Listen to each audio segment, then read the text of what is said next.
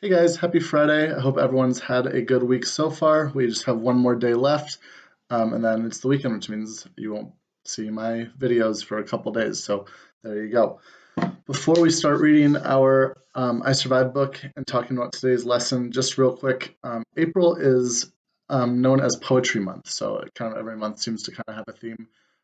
April is National Poetry Month, and so I know it's like the almost middle, or it is like the middle of April, and we haven't read any poetry, but I'm going to read you guys, and I'm going to link to the website, this website. It's called poetryforkids.com. It's really, really funny poems that you guys, if you want to just take a look at, they can count towards some of your independent reading time if you just want to read some poems. But I'm going to read a couple of funny ones for you right now, and then we'll get started with our I Survived book. So the first one is called, oops, man, let me just get on my iPad real quick. There we go.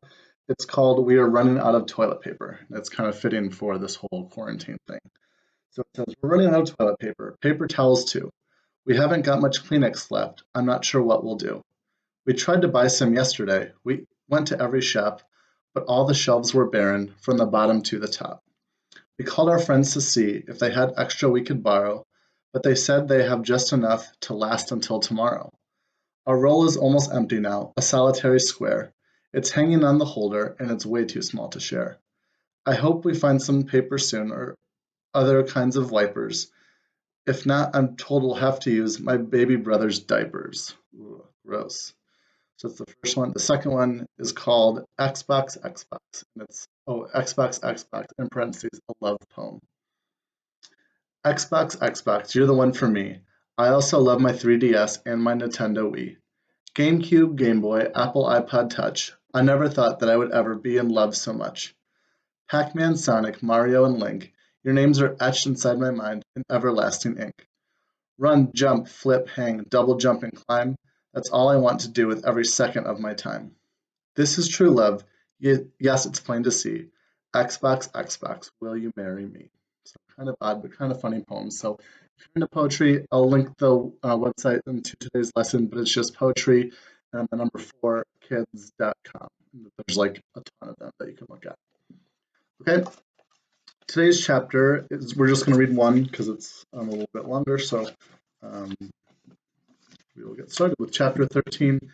And I think we're getting pretty close to the end of the book. Let's see how many chapters there actually are. Let's see in the front. I don't know if there's a table of contents in the front. There's not, but we have, since we're on page 78, we have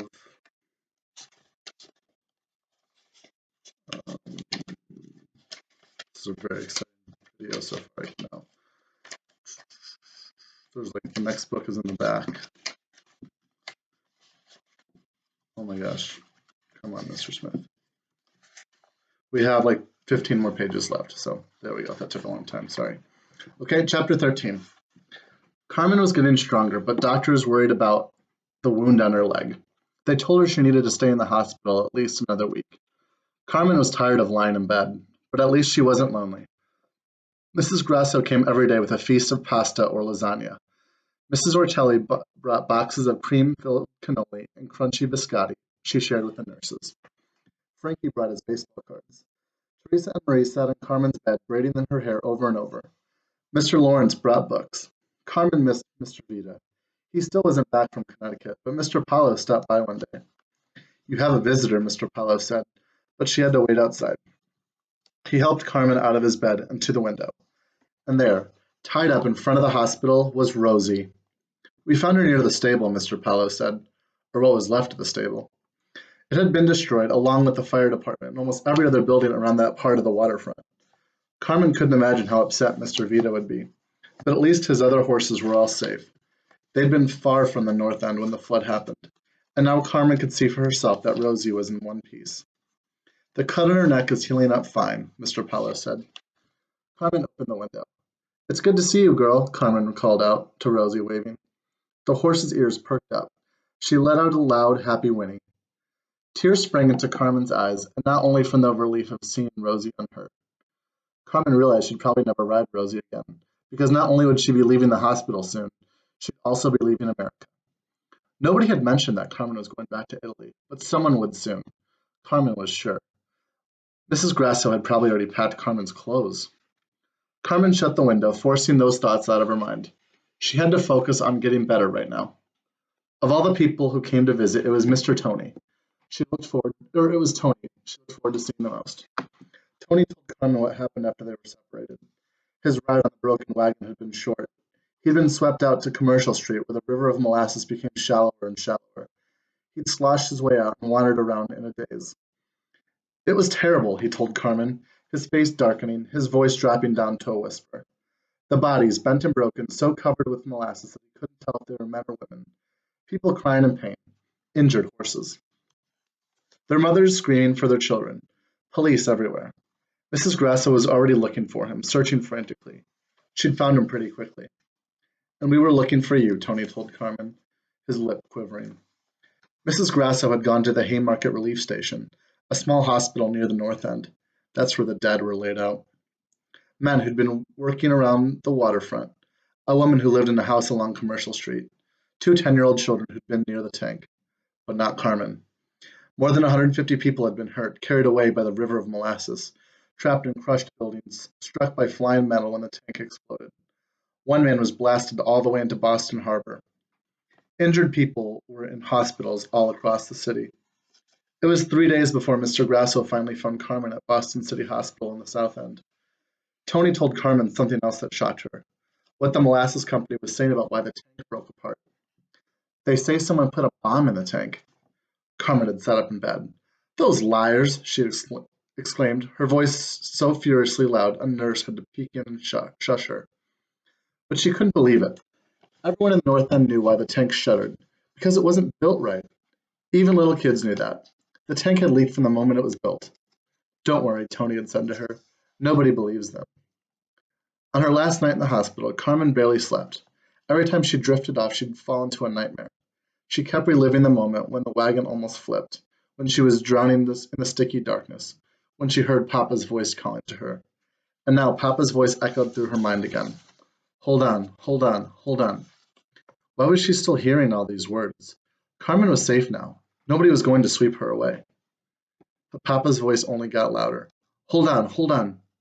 What was Papa trying to tell her? What should she be holding on to now? Sometime in the wee hours of the morning, Carmen got out of bed and limped out to the window. The moon was bright, and the flickering streetlights cast a glow on the city. She could almost see it over the north end. Somewhere out there, the Grassos were curled up. Two girls under tattered covers, two boys on the floor, two parents in the bed across the room. Her school was out there, too, waiting for the students to arrive the next morning. Mr. Lawrence had his lesson all planned out. A warm feeling spread through her body, because suddenly she knew what Papa was telling her, to hold on to their life here in America. They had built their life together, the friends they had made, the school she loved so much. She took a deep breath, lifting her chin. I hear you, Papa, she said. Right then, she knew she could not go back to Italy. If the Grassos needed help paying for her food and clothes, she'd figure out how to get a job. There would be people there to help her. The Grassos and Mr. Lawrence and their neighbors. Rosie, too. It would be very hard, Carmen knew, to work and also go to school. Anything was possible, didn't mean everything would be easy. But Carmen would hold on, no matter what. That's the end of that chapter. Let me just pull up what we're doing today. All right, so today is the last day to get your exact path minutes for your challenge this week. So please, look, a lot of you guys are really, really close. So make sure that you're doing your 10 to 15 minutes a day so you can get to your 60 minutes. Even if you've already gotten to your 60 minutes, I still want you to do a little bit more today. So make sure that you're doing at least 10 to 15 minutes so you're building in that practice every day. Also, make sure you are reading 20 to 25 minutes. If that's a book, if that's online, that's totally fine as long as you're reading.